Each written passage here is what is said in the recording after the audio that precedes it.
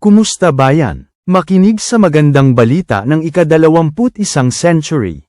Sa panahong ito, ang pinakamalaking hamon sa kalusugan ng tao ay ang mga sakit ng sibilisasyon. Itong breaking news na taang gusto mong marinig. Ang bawat tao, bata man o matanda, ay nag-aalala tungkol sa pagkakaroon ng enerhiya at isang malusog na immune system upang mabuhay ng malusog at maiwasan ang mga sakit.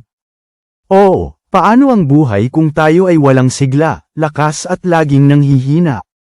At alam nating lahat na ang pag-iwas sa sakit ay mas mahusay kaysa sa pinakamahusay na lunas.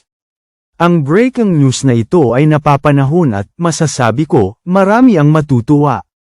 Ay lalahad namin ang pinakamahuhusay na itinatagong sikreto ng kalusugan at masiglang pangangatawan na nagsisimula sa ating DNA.